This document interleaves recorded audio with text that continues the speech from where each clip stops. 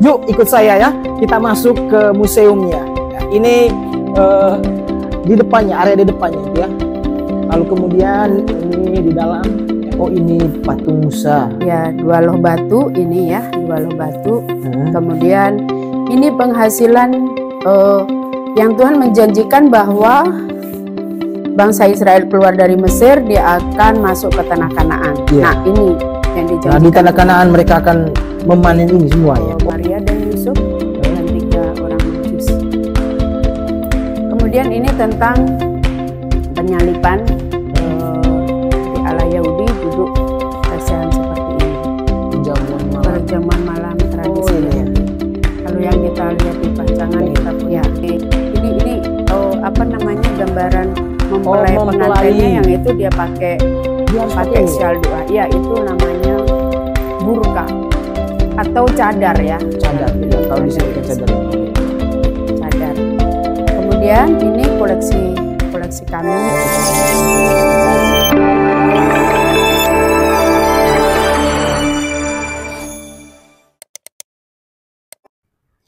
Oke, sahabat Katolik terkini, selamat berjumpa lagi dengan saya. Hari ini saya mengunjungi sebuah museum ya, museum benda-benda Alkitab yang terletak di Kelapa Gading ya. Memang kalau kita lihat ya, saya datang tadi ke sini melihat memang suasananya cukup sepi sih ya. Tapi katanya tadi sebelum kami datang ke sini tadi ada juga pengunjung yang datang ke sini. Nah, pada kesempatan ini saya ingin mengeksplor ya benda-benda Alkitab yang ada di dalam museum ini ya. Nah, teman-teman sahabatku, sahabat Katolik terkini, yuk ikut saya ya. Kita masuk ke museumnya. Ya, ini di depannya, area di depannya itu ya. Lalu kemudian ini di dalam ya. Ya memang belum ada orangnya di sini ya. Katanya di atas di lantai 2 ini.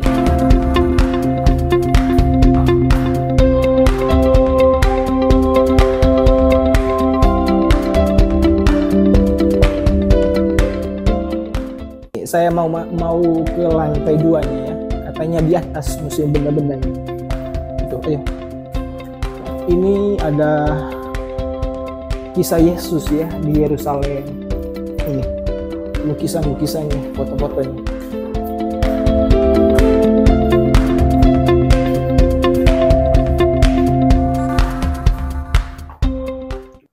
Oke, sahabat Katolik terkini, sekarang saya sudah berjumpa dengan Ibu siapa maaf? Elizabeth. Ibu Elizabeth ya, yang menjaga museum ini. Nah, saat ini saya ingin mengetahui ya apa saja isi dari museum ini ya bersama Ibu Elizabeth. Mungkin Ibu cerita sedikit dulu. Ibu kerja di sini sudah berapa tahun? Sudah lama ya, sebelum museum ada saya sudah ada di tempat ini dan museum ini dimulai tahun 2007. Oh, tahun 2007. Ya, emang 2007. sebelum museum ini memang bentuknya seperti apa? Ada di bidang lain di Mana Surgawi, itu renungan harian yang untuk kaum interdenominasi, jadi bisa dari anak kecil sampai orang dewasa. Jadi renungan harian Mana Surgawi itu untuk keluarga khususnya ya. Ada humor, ada tips, ada games, itu di situ lengkap. Oh di renungan harian Mana itu. Surgawi. Ya. Oh dalam bentuk website ya? Dalam bentuk cetak. Oh dalam bentuk majalah. Yang sekarang itu dari YouTube ada juga. Oh ada juga di YouTube. Ya, YouTube Mana Surgawi, renungan Mana Surgawi. Itu tahun berapa tadi bentuknya itu? 98. Sudah lama sekali. Kalau renungan dari tahun 98 sampai sekarang. Sudah berapa tahun tuh? 98 itu. Ya, 27 lah, 20 tahun. Kurang lebih itu. Ya. Nah, itu awal mulanya. Ya, waktu pertama kali itu kita sedikit ada pameran di apa itu ITC Mangga 2. Oh, di Mangga 2. Ya, itu cuman poster-poster begini aja ya. Jadi nggak ada barangnya pun sedikit sekali. Kemudian dari pihak sana hanya untuk menarik perhatian karena ada satu space tuh yang luas sekali dan agak sepi. Maksudnya sepi supaya pengunjung datang. Jadi area itu diberikan kepada kami itu gratis.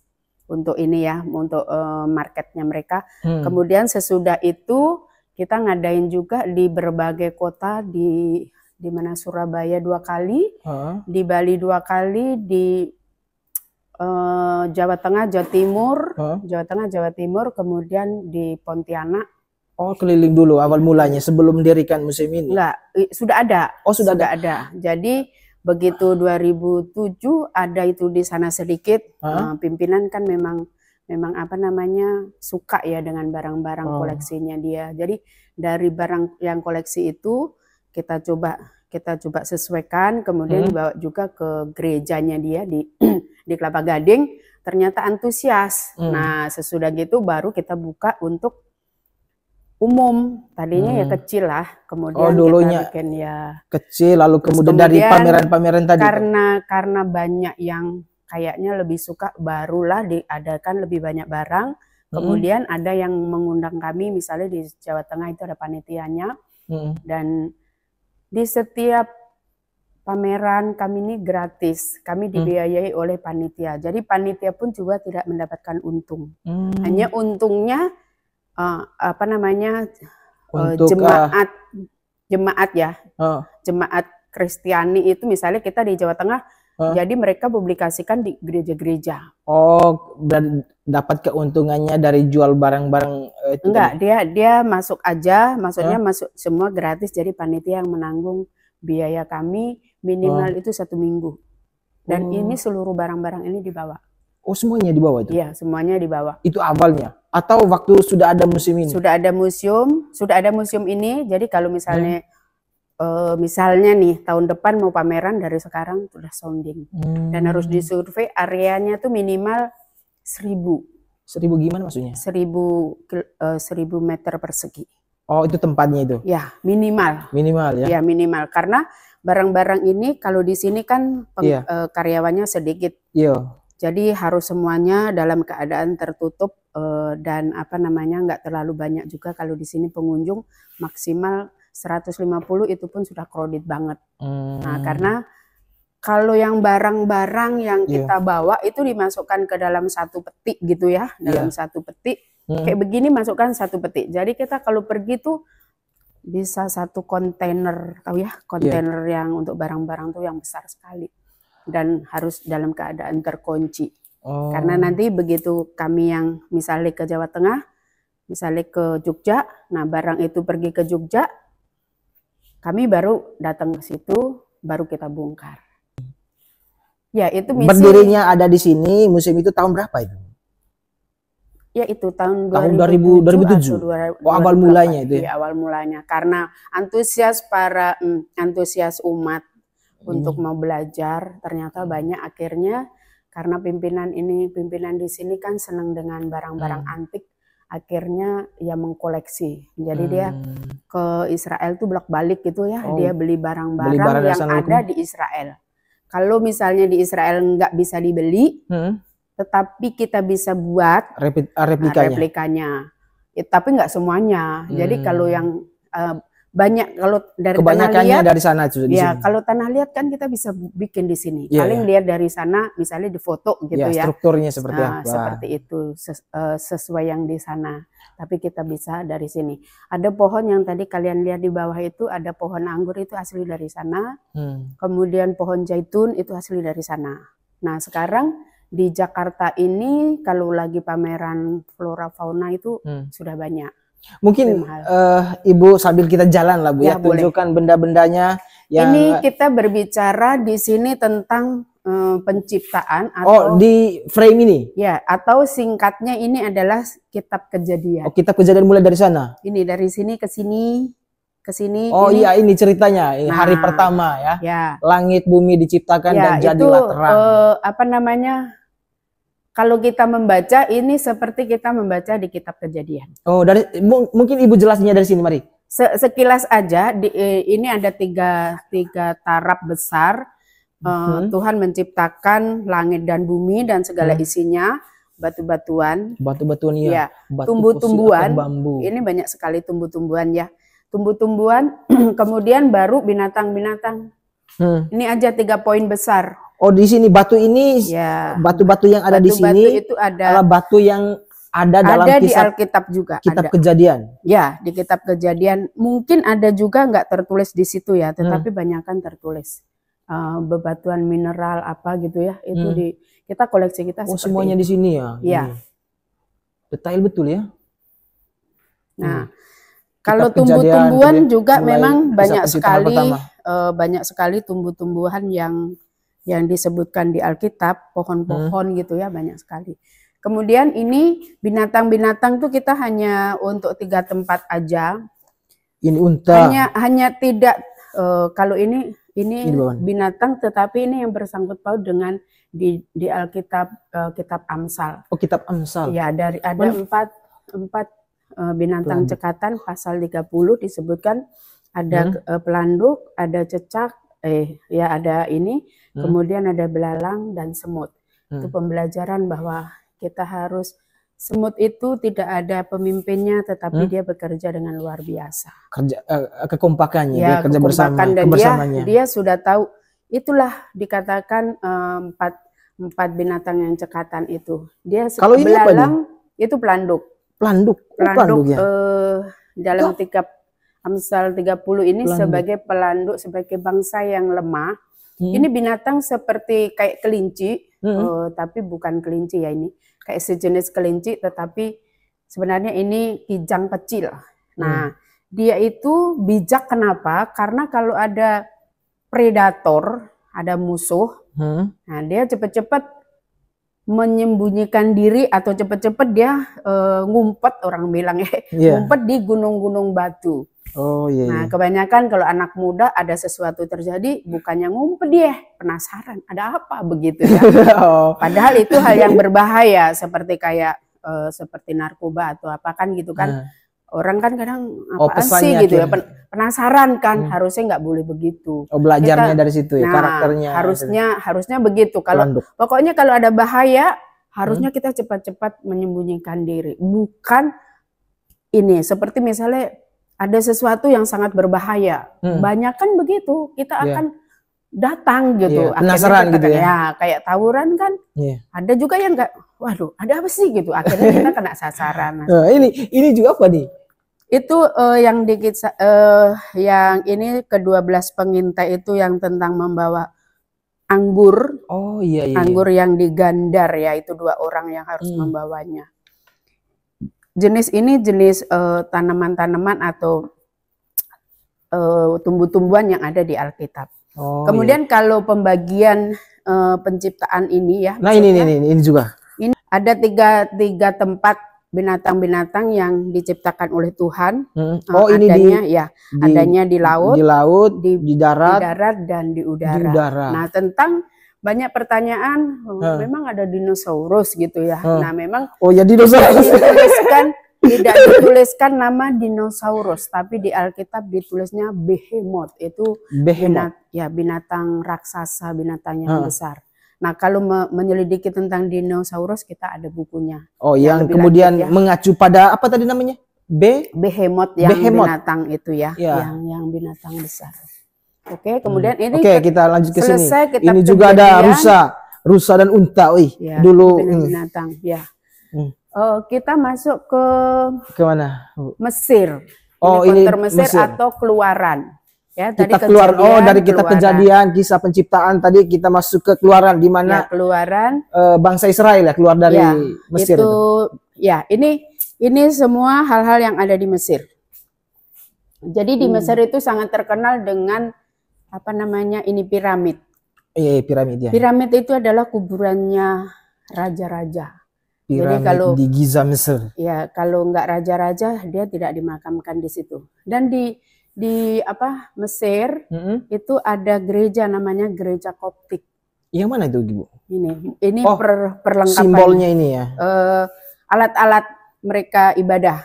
Ibadah mereka dulu. Ya, kemudian bahasanya apa Alkitabnya? Bahasa Yunani. Alkitabnya bahasa Arab, karena kan di Mesir bahasa Arab ya ini. Saya tidak bisa membaca bahasa Arab karena saya nggak belajar dengan bahasa Arab. Lalu ini juga ini siapa nih, Bu? Itu Bedouin, itu suku-suku yang ada di Mesir sana, yang dia sukanya berkemah atau pindah-pindah gitu ya. Iya, kayak seperti ini ya, kandang Natal dia. ya mirip, tapi Mirip, itu mirip. mereka memang seneng berkemah aja. Mereka seneng begitu kehidupan mereka sehari-hari ya. Mungkin Nah, karena seperti kehidupan di ada padang pasir kali Bu ya. Atau bukan juga? Enggak juga, suku Bedouin ya namanya. Kemudian ini untuk ininya oh mereka ini punya Firaunnya Firaun digambarkan patung dan Firaun. apa istilahnya kayak berhalanya atau apanya ya. Oh seperti ini itu ya. dewa mereka. Dewa-dewanya ya, dewa-dewanya. Nah ini seperti ini. Di sana paling banyak itu adalah penghasilannya itu minyak wangi. Oh di Mesir. Di Mesir minyak wangi. Jadi seluruh minyak wangi yang ada di mana-mana itu sumbernya dari sana. Dari Mesir. Ya. Kemudian ini seluruh apa namanya alat-alat musik yang ada di Mazmur 150. Trompet. Jadi ada ini nafiri di atas, Oh, shofar, iya. yefnit, sangkakala, tanduk ya. Sangkakala di mana ini? Sangkakala itu banyak macamnya. Iya, Ini kalau dulu itu shofar, untuk memberikan kabar dia sangkakala. bisa gitu. jadi seperti itu. Ini modelnya. Ini yang dibawa tabut itu depannya itu ada yang dia harus tiup sangkakala. Kemudian ini semua jenisnya tadi itu ya? Iya. Semua. Kemudian ini gambus, harpa atau nevel. Ini yang diperkirakan yang dipakai oleh Daud. Ini penemuannya dari apa namanya uang logam itu yang waktu itu zamannya Daud. Jadi diperkirakan seperti ini. Oh, ini di dalam modelnya. uang ini ada gambar ini. Nah, ada simbol itu. Kemudian ini sebenarnya harusnya dari dari tanduk binatang ya, tapi ini kita nggak ada tanduk dan jarang susah. Jadi pakainya kayu. Miripnya mirip kayu. Itu namanya gambus 10 tali ya. Ini alat-alat musiknya ya, harpa. Itu ini tadi proses di mana itu ya, membawa tabut ya, tabut perjanjian. Ini hanya macamnya aja atau apa namanya? Ini sama sih macamnya kan di Alkitab tuh dituliskan ada sangkakala, ada gambus, ini semua lengkap yang di 150. Ada seruling, ada ceracap, ini apa ada giring-giring. Itu nevel sama kayak dia. Nevel sama ini. Hanya sama beda ininya. Beda bentuknya ya? Beda bentuknya. Nah, kemudian ini penghasilan juga yang ada di Mesir. Penghasilan di Mesir ini. Oh iya. Nah, orang Israel itu tidak mudah untuk keluar dari Mesir karena di sana sudah tersedia makanan seperti ini. Ini ada di Alkitab disebutkan. Ini makanan apa? Bahwa ada bawang merah, bawang pre dan lain sebagainya, itu di Alkitab sudah dituliskan. Kemudian ini anak lembu emas waktu Musa. Alat transport dulu lah mereka ya. Bukan, anak lembu emas ini waktu Musa ke Gunung Sinai yang dia tidak turun-turun, akhirnya dia membuat anak lembu emas yang disembah-sembah itu ya. Kemudian kalau ini alat transportasi. Iya, ini maksud saya tadi. Seperti onta, keledai. Jadi sebelum ada transportasi yang modern, ini mereka ya. Mereka punya ininya ya. Ini replikanya Musa. Oh, ini patung Musa. Ya, 2 loh batu ini ya, 2 loh batu. Kemudian ini penghasilan yang Tuhan menjanjikan bahwa bangsa Israel keluar dari Mesir, dia akan masuk ke tanah Kanaan. Nah, ini yang dijanjikan. Nah, di tanah Kanaan mereka akan memanen ini semua ya. Ya, buah-buahan, akan penuh susu dan madu ya. Itu ada. Madunya mana di sini? Oh, ini. Ada madunya ada. Anggur, jelai, apa dan sebagainya ya. Nah, ini ada 7 atau 7 spesies yang terkenal. Seperti tadi yang anggur tuh yang digandar itu memang besar-besar. Yang di kitab Kejadian tadi tuh ya. Lalu ini. Ini adalah sal doa yang dipakai untuk orang di sana Yahudi berdoa. Ya, pakai sal gini. Ini khusus untuk laki-laki. Ya, khusus untuk laki-laki. Nah, kita kalau baca Alkitab dituliskan Jumbai. Ini namanya jumbai atau sit-sit. Ini yang dijamah atau dipegang oleh seorang wanita yang sakit pendarahan 12 tahun. Itu dia pegang jumbai ini. Jumbainya siapa? Yesus? Yesus, ya, jubahnya. Jumbai seperti jubah. Ini kan seperti jubah. Selain jubah pakaian ya maksudnya ya. Nah, kemudian orang Yahudi yang sampai sekarang kalau lihat nanti dia pakai seperti ini, itu dia di dalam Ulangan itu disebutkan bahwa harus mengajarkan Taurat Tuhan itu siang, malam, pagi, petang, pada waktu berjalan, pada waktu duduk, terbaring dan lain sebagainya. Jadi tuliskanlah di dahi, dia tidak tulis dengan spidol misalnya, tetapi dia pakai simbol. Ini namanya tepilin. Ini, melekatkannya melekatkannya di atau mengikatkannya di tangan itu pakai begini.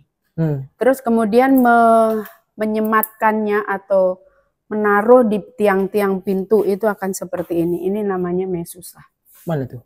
Ini. Oh, jadi kalau kutipan-kutipan ini. Jadi kalau masuk ke ruangan itu harus begini, artinya bahwa firman hukum Taurat itu ada di dekat mulutnya. Jadi maksudnya perkataan-perkataan Alkitab itu dekat sekali dengan mulut. Oh, harus dekat dengan kita lah maksudnya. Ya, itu harusnya seperti itu. Makanya orang di sana semat-semat dan lakukan. Oh, ini tadi Bu, maaf. Berarti kalau memakai baju ini itu artinya orang tersebut hidupnya penuh dengan doa gitu? Enggak, ini hanya sal untuk berdoa aja. Namanya sal doa. Nah, ini kalau misalnya punya anak laki-laki yang usianya 13 tahun, kalau di sini kan menginjak dewasa ya. Nah, waktu ulang tahun dikasih hadiah ini. Bawa tandanya bahwa dia akan bertanggung jawab hidupnya kepada Tuhan sendiri. Nggak ada lagi sama orang tuanya maksudnya ya. Dia sudah harus bisa memilah atau sudah tahulah hal yang baik. Ya, bisa membedakan mana yang baik dan mana yang tidak. Yang jahat dan tidak jahat. Lalu yang ini, Bu? Itu baju karung itu gabus. Baju ini. Oh, untuk ini ya, untuk orang kusta.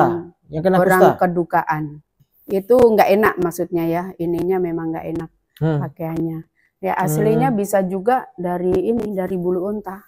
Untuk kain kabung, bahannya dari kain kabung, ada dari bulu unta, ada dari kambing. Yang Yohanes Pembaptis pakai itu yang seperti kain sarung itu, dia dari itu. Nah, kemudian ini kitel atau ini yang jambang di sini, itu di Alkitab sudah disebutkan. Yang ini? Ya, bahwa itu tidak mencukur rambutnya. Ya, tidak mencukur rambutnya. Itu sudah ada. Di situ ada ditulis ya ayatnya. Oke, kita kemana Bu? Ini. Kemudian ini juga Bu, patung apa? Ini. Sama itu, sama kayak dia. Oh, Taurat. Ya, itu peyot. Jadi maksudnya yang di sini nih nggak boleh dicukur. Dicukur. Itu melambangkan apa dari itu? Ya, perintah dari Taurat Tuhan itu begitu. Jadi biarpun dicukur, nanti akan dia muncul lagi. Jadi memang sudah di Alkitab sudah disebutkan seperti itu. Jadi mereka kasnya, maksudnya dia punya kas begitu. Kalau waktu itu ada orang yang ke sini karena dia panjang, kalau di sini mungkin ada orang yang curiga, dia taruh begini supaya nggak kelihatan bahwa dia orang asli, orang Israel sana gitu ya, orang Yahudi. Nah, ini Taurat Musa. Taurat itu ada 5 kitab pertama kan? Iya. Ada yang namanya Torah Separdi atau Taurat Askenas. Hanya beda ininya aja, beda. Oh, ininya Taurat tetap sama. Sefardi. Yang ada di Timur Tengah, ini yang ada di Eropa begitu aja. Oh, yang lebih dulu mana yang ada? Enggak, sama aja. Nggak ada yang lebih dulu, nggak ada yang lebih. Ini sama-sama Taurat tapi beda bentuknya aja. Oh, beda bentuk. Kalau orang yang di sana ini bukanya begini, ini bukanya begini, begitu aja. Oh, perbedaannya di situ aja. Modelnya aja, hanya modelnya aja. Nah, ini Sabat. Ini dari Sabat, Paskah dan lain sebagainya sampai ke sana ini yang hari-hari raya Alkitab. Yang sampai sekarang dia tetap jalankan ini. Ya, kita rayakan lah. Dalam kekristenan pun juga ada itu ya. Kalau Paskah. Di kekristenan banyak yang enggak ya. Kalau Paskah kita tetap. Ya, itu. Yang di sana, kalau Sabat kan itu hari Tuhan. Hari Jumat, kalau Sabatnya di sana hari Jumat sampai hari Sabtu. Ya, maksudnya arti kata Sabat itu kan hari untuk Tuhan. Ya, hari untuk Tuhan. Nah, itu dia hanya berdoa aja. Kemudian berarti semuanya ini tadi ya, ini tetap dijalankan sampai sekarang. Ada roti tak beragi, jadi 4 musim pertama, kemudian 3 musim yang berikutnya ya. Itu akan apa? Selalu diperingati ya, selalu dirayakan. Hari panen gitu. Hari panen itu hari apa ya? Mereka ada buah bungaran, itu biasanya hari ke-7 bulan apa begitu ya. Ini semua sampai sekarang masih. Pentakosta. Dan mereka untuk apa namanya tahun barunya itu tahun baru di bulan September, ya. Bulan September. Itu bertepatan dengan apa itu? Enggak, mereka punya ini sendiri, kalender. Punya kalender. Kalender apa sih namanya mereka punya itu? Itu hari raya tahunan. Kalendernya mereka seperti ini, jadi nggak sama dengan kita yang secara apa Masehi ya. Kan ada kan dia punya kalender Nasrani, kalender Masehi. Nah kita yang Masehi ini khusus mereka. Oke, kalau ini hanya Alkitab. Ini juga. Ini apa nih? Ini cuplikan dari ini aja apa ayat-ayat yang di Gulung Laut Mati. Papirus. Ya, ini dokumen-dokumen dulu ya. Ya. Direplikakan kembali. Ya, apa berdasarkan tahunnya kayaknya ya. Jadi unta-unta tadi nih. Seperti replikanya. Oke, kemudian ini tentang sebelum menjadi bait Allah itu adalah kemah suci. Dari tempat mesbah korban bakaran, kemudian ruang apa namanya pelataran, ruang kudus dan ruang maha kudus. Nah, ini kan tabut ya? Ya, tabut itu adanya tabut paling perjanjian. di dalam. Yang paling di dalam sana ya. Ya, di dalam. Karena ini. Ini dari sini, dari strukturnya ya. Ya, ini dari depan. Kemudian dari sini, ini yang sampai dari di sini. tabut perjanjian. Di belakang penempatan tabut Bukan, perjanjian. Ini di sini nih. Kalau yang ini? Di kemah sama.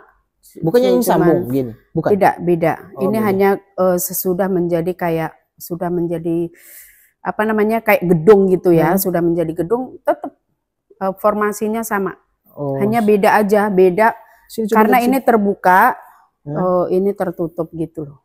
Ini tadi, ini dari depannya ya, pelatarannya. Ya, dari pelataran masuk ke dalam. Meratapan itu cuma tembok ratapan. Tembok ratapan ini, ya, di atas tembok ratapan. Yang ini pun sudah nggak ada. Ini apa namanya bait Allah zaman Herodes. Ini pun juga nggak ada. Sama, formasinya sama. Hanya lebih megah ya, lebih posisinya tetap sama. Tetap misalnya, sama dari depan ini ya. Kayak gitu. Sampai pada sampai ruang Maha Kudus. Ruang Maha Kudus. Jadi sama. Kalau dalam Katolik itu kan sekarang itu tabut apa ya? Tabernakel. Oh iya, sama aja. Ini nanti yang ketiga, cuman istilahnya apa ini? Blueprintnya atau apa ya?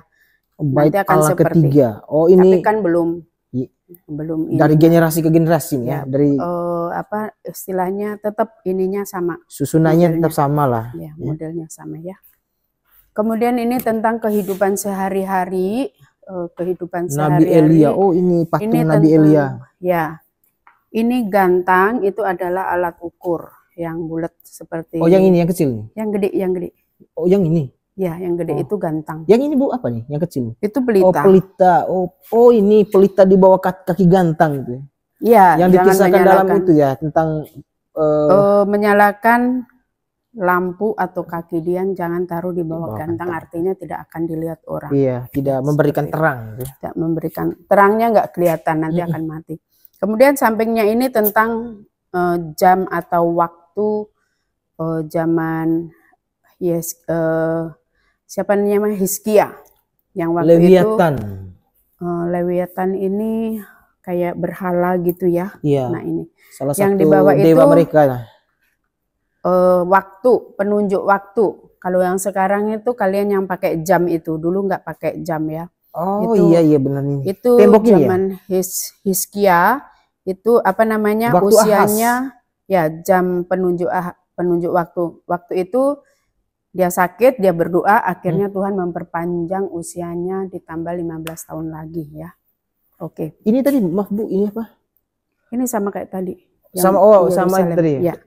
Ini adalah pembuatan minyak zaitun ya, seperti ini minyak zaitun di apa namanya digiling dulu, baru ditaruh di saringan, baru dipres. Kalau model presnya begini, nanti barulah jadi minyak zaitun yang murni.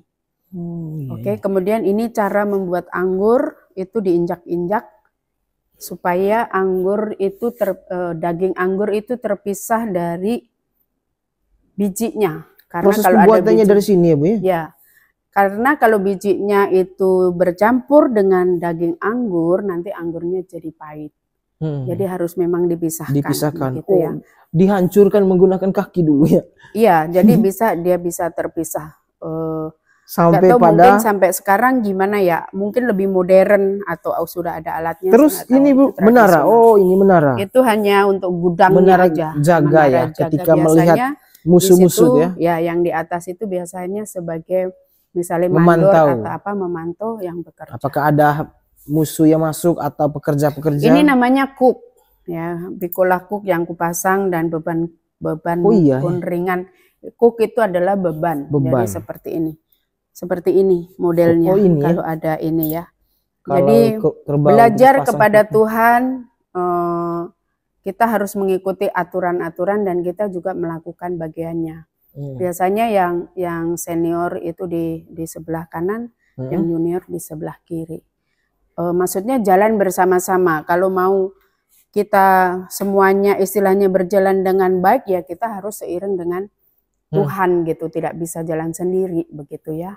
Harus beriringan. Ya, harus bebarengan. Artinya Tuhan dia kita mengacu beban kepada beban dan kita pikulnya bersama-sama gitu. Bersama Tuhan.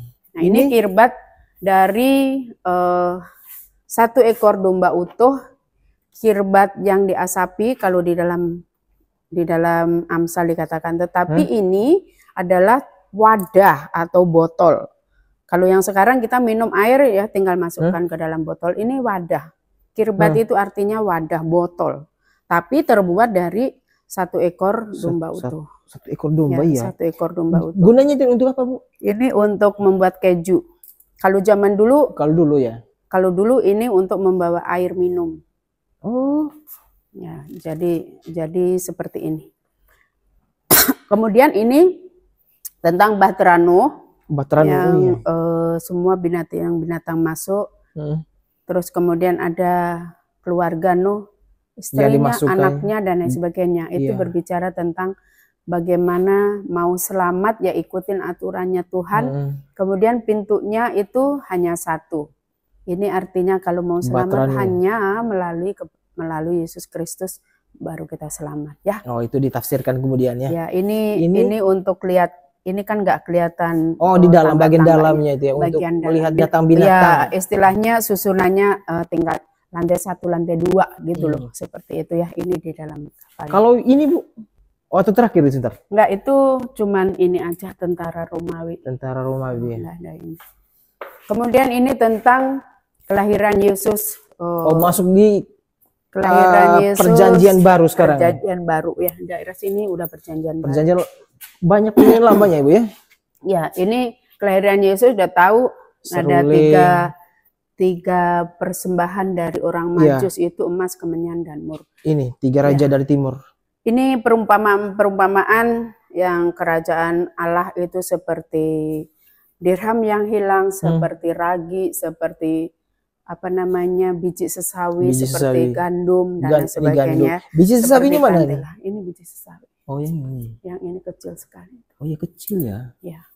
Biji sesawi. Kerajaan Allah itu seumpama gandum dan ladang ini. Dan lalang. Ya. Kemudian ini aneka parfum yang koleksi aja ya, koleksi. Yang terkenal adalah ini seorang wanita yang membasuh kaki Yesus dengan minyak narwastu ya, dengan parfum atau minyak narwastu. Ini ya. Ya. Ini batu kilangan itu dituliskan barang siapa yang menyesatkan salah satu anak lebih baik dikalungi batu kilangan. Ya, batu kilangan besar ini ya? Itu untuk alat untuk membuat tepung gandum. Jadi gandum dimasukkan ke situ, diputer, baru keluar dari menjadi tepung gandum. Ya, itu batu kilangan namanya. Kemudian ini parfum udah tahu tadi ya. Ini 5 roti dan 2 ekor ikan.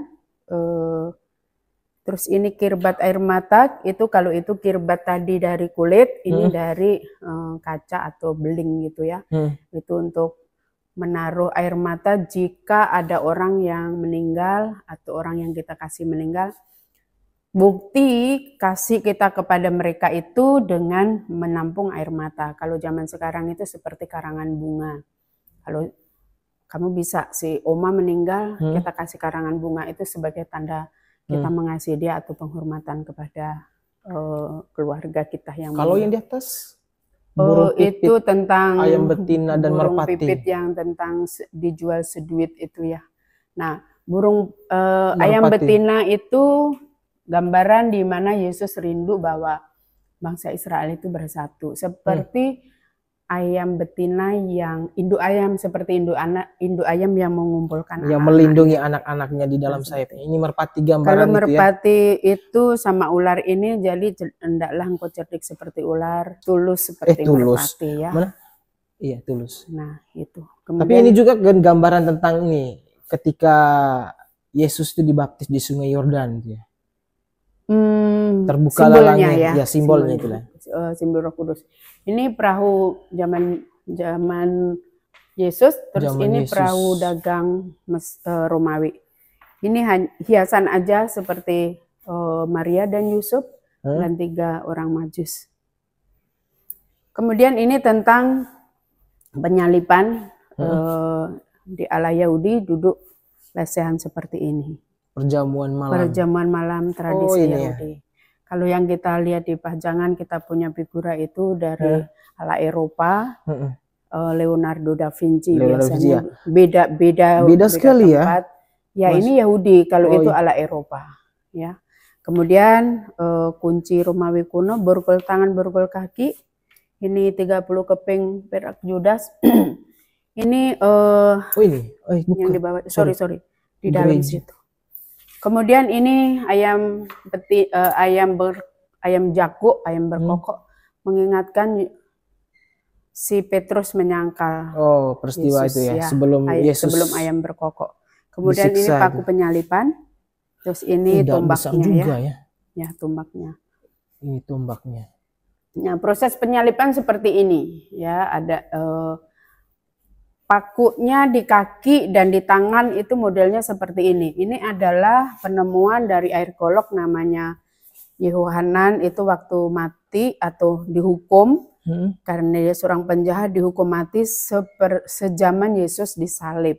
Jadi dia dapat hukuman salib sejaman Yesus disalib. Jadi salib itu hukuman yang sangat apa istilahnya memalukan ya. Ya, sangat berat. Derajatnya paling rendah lah. Dan itu apa namanya, masih ada tertancap paku di kaki dan di tangan. Proses penyalipan itu, kakinya itu di ya, apa ya? Di samping. Itu. Di samping. Itu di seperti yang di sana. Iya. Tusuknya dari samping ya. Ya. Kemudian ini oswari, ini ini mahkota duri yang dikenakan oleh Yesus. Tadi pohon di bawah ya. Tadi sudah ada. Kemudian ini untuk menyimpan tulang-tulang yang tadi tuh orang yang meninggal, tulang taruh di sini. Kalau ini kita bicara kematian Yesus, kemudian disalibkan, kemudian dikubur ya, dikubur di tempat ini. 3 hari kemudian dia bangkit dan selanjutnya dia naik ke surga. Oh, ini ya, peristiwa kebangkitan Yesus. Bahwa nanti Yesus akan datang kembali seperti pada waktu Yesus naik ke surga. Jadi dia akan turun bukan menjadi bayi. Kalau kita peringatin di Desember itu kan selalu Yesus bayi begitu ya. Ini tidak, dia sebagai yang menjemput seluruh umat yang percaya kepadanya. Oh, itu yang dia janjikan itu kan? Iya, itu. Ini apa namanya? Peristiwa Pentekostanya mana? Nggak ada. Nggak ada ya. Pernikahan ala Yahudi seperti itu. Gambaran juga tentang peristiwa itu ya. Ya, apa namanya, pernikahan di Kana itu? Beda pernikahan itu pernikahan ala Yahudi. Oh, pernikahan ala Yahudi. Mungkin sedikit dijelaskan ya Bu dari atas. Ya, itu cara ininya aja, mencari alat-alatnya itu ya. Ya, mencari pasangan, tunangan dan proses pernikahan. Oh, ini tadi sama juga yang seperti di sana, yang ini. Ya, ini apa namanya, gambaran mempelai pengantinnya yang itu dia pakai. Dia harus pakai syal doa. Ya, itu namanya burka atau cadar ya. Cadar. Ya, kalau di sini kan cadar namanya. Gitu ya. Cadar. Kemudian ini koleksi kami. Mata uang dari sesuai zamannya ya. Maksudnya dari Dinar tahun-tahun pajak dari kaisar. awal Oh, sampai ikan ke Petrus dulu nih ya. Replikanya. ya. Ini uang-uang dari setiap zaman ya. Dari setiap zaman ada. Uang kerang. Dinar. Sampai ada tahun-tahunnya. Oh iya, semua. Ini semua ini dari tanah suci. Ya, ini replikanya. Oh, replikanya. Iya, Tapi maksudnya dibeli dari sana ya? Iyalah, kita nggak bisa ini dan khusus kayaknya ya. Ya, saya rasa itu saja. Ini koleksi orang-orang yang hadir biasanya memberikan piagam, mereka ucapan terima kasih dan lain sebagainya, dan kemudian bisa isi buku tamu untuk memberikan komentar. Terima kasih banyak Bu ya sudah membantu saya tadi menjelaskan mulai dari kitab Kejadian sampai pada peristiwa Yesus naik ke surga itu ya. Mungkin Ibu jelaskan sedikit museum ini ada di mana, lalu kemudian bagaimana kalau ada orang yang ingin juga mengetahui benda-benda yang ada di museum ini, aksesnya kira-kira dari mana? Oke. Museum ini namanya Museum Yerusalem. Adanya di Jakarta Utara, tepatnya adalah di belakang Pertamina Pintu 3. Dan kalau mau berkunjung, kami ada kontak personnya lewat WA. Ya, ada di website teman-teman ya. Ada, kemudian nanti kami WA dulu dengan perjanjian ya. Sekalipun kalau hari kerja dari Senin sampai Jumat dari jam 9 sampai jam 4. Jam 12 sampai jam 1 kami istirahat. Kalau hari Sabtu itu dengan perjanjian minimal 25 orang. Oh, harus rombongan. Harus rombongan, iya. Biasanya kalau hari Sabtu kalau nggak ada yang grup datang kami libur. Itu sebenarnya hari libur kami. Jadi kalau ada yang kunjung ya kami melayani. Hari besar bagaimana? Hari besar kita libur. Hari besar dan hari Minggu kita libur. Itu saja. Ada yang lain? Oke, baik Bu. Ya, terima kasih banyak ya untuk penjelasannya. Memang saya dulu pernah ke sini Bu, berapa tahun lalu ya. Mungkin tahun 2017 pernah ke sini. Lalu kemudian waktu itu kan kami datang rombongan. Nah, tadi saya juga kayaknya saya juga ingin melihat kembali apakah ada hal yang baru yang ada di sana itu. Berarti Ibu di sini sebagai petugasnya sendiri. Setiap hari di sini Bu ya. Kalau nggak ada yang kunjung, saya ada di ruangan lain. Oh. Nggak, ini karena ada yang kunjung, jadi kami buka. Tadi ada yang kunjung, grup. Biasanya selama ini, setiap hari itu pasti selalu ada yang mengunjungi. Biasanya yang paling rame itu kalau hari libur sekolah. Banyak anak-anak sekolah yang datang ke sini. Anak-anak sekolah yang datang ke sini minimal kalau. Dan ada program juga mereka yang sekolah-sekolah itu mereka punya program dari misalnya TK gitu ya. TK tahun ini sama TK tahun depan kan beda. Maksudnya anaknya. Jadi mereka dari TK mereka udah punya program misalnya tahun ajaran baru mereka akan ajak ke sini.